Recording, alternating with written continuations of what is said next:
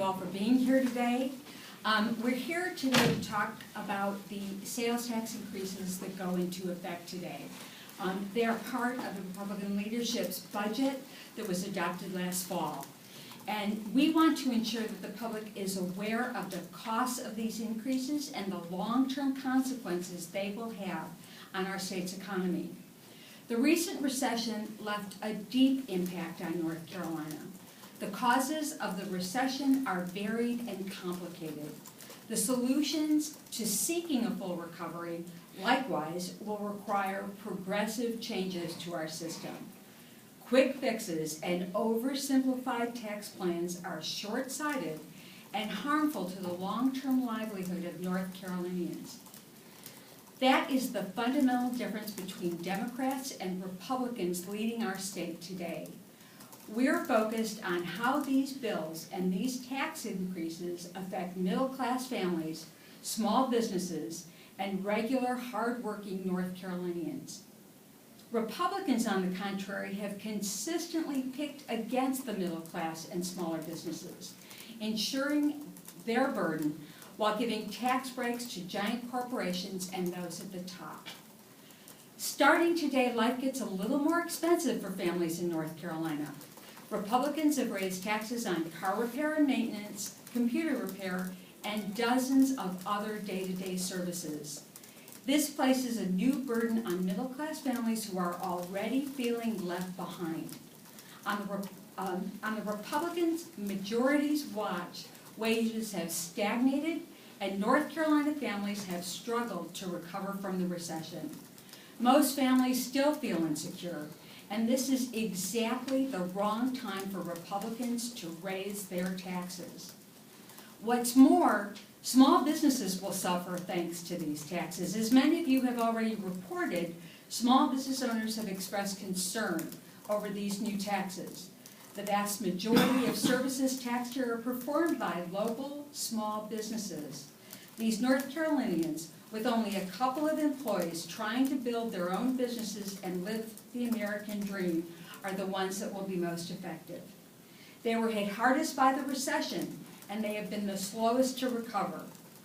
The new tax system, focusing on consumption tax over income taxes, places an undue burden on small businesses and families.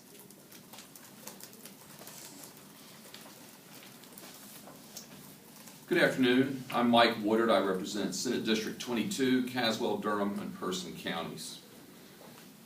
March has come in like a lion. It is taking a bite out of the budgets of North Carolina's working families. These families are taking on the burden of generating tax revenue for the state, while the wealthiest families benefit from the new tax scheme. Beginning today, Republic taxes go into effect on services we use every day, from oil changes and car washes to appliance installations, even camera and computer repairs.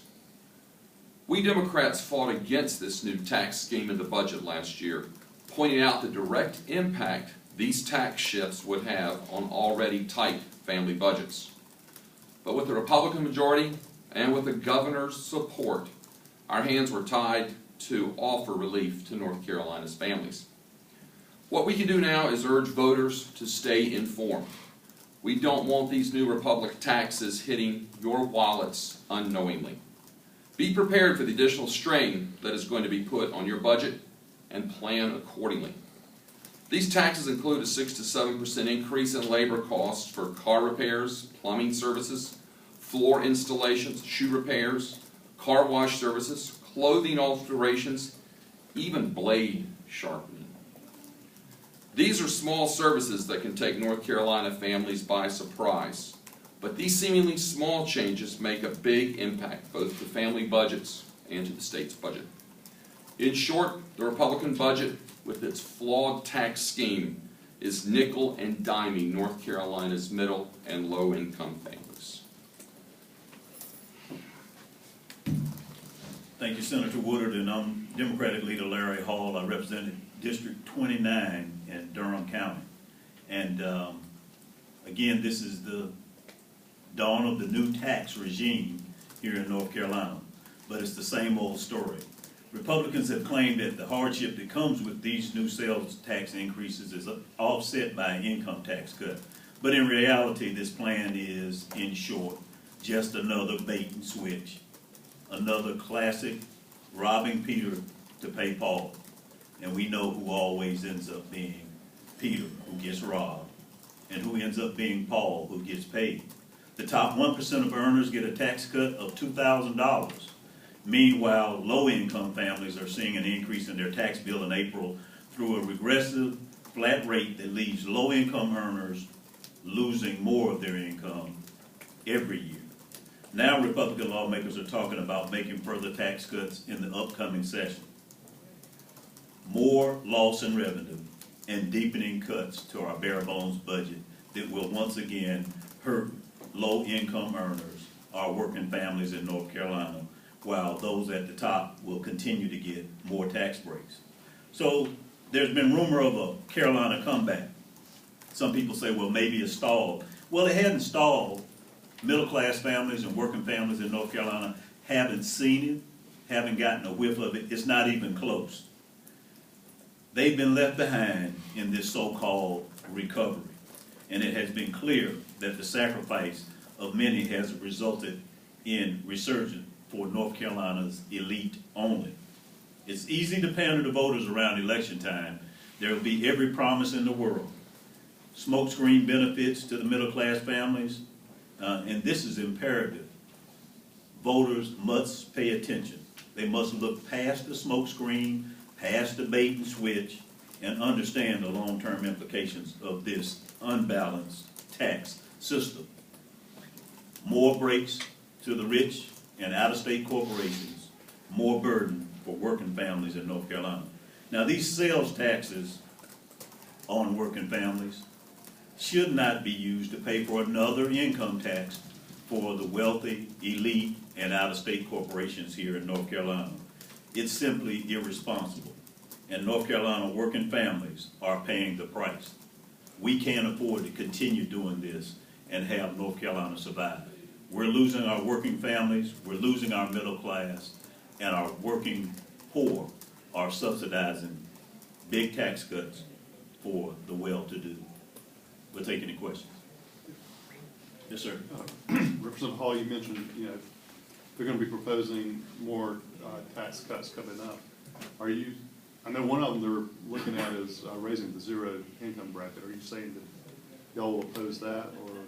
Well, no, and I'm glad you brought that up. I think that's the typical bait and switch. We claim we're having a discussion that's going to help folks, and then when we take a longer-term view and do the analysis after everyone's gone home, the result is working families and the poor are paying a larger share of the burden, and those who need help the least are getting the $2,000 tax cut. So, again, that is the usual strategy to say we're going to do something to help, but in the final analysis, and that's why we're saying we want the voters to pay attention, make sure they look at their budgets and what they're paying, and when they go in the shop, when they go to get their cars repaired, they get their oil changed, they get their tires rotated, they get their air conditioning or heating system looked at, understand that's that hidden tax we're talking about.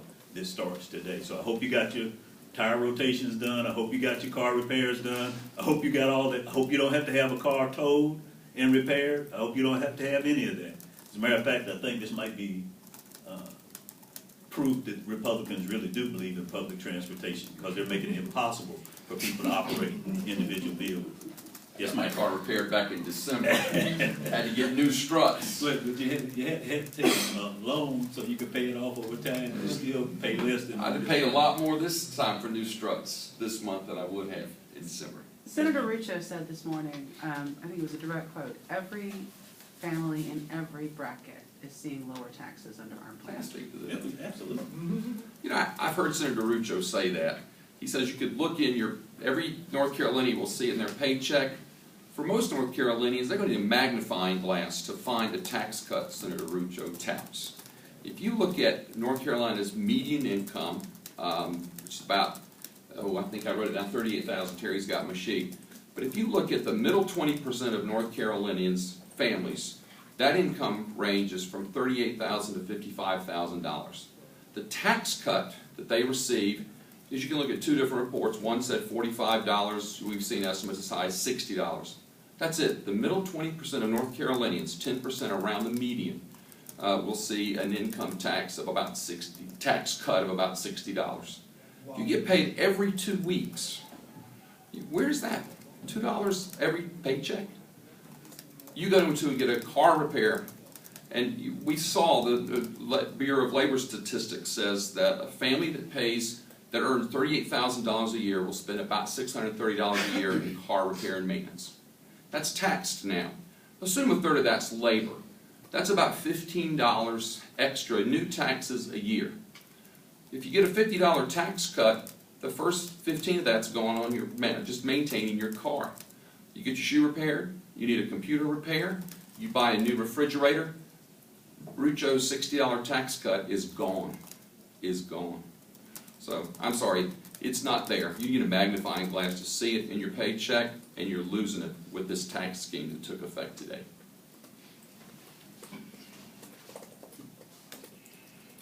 Yes, sir.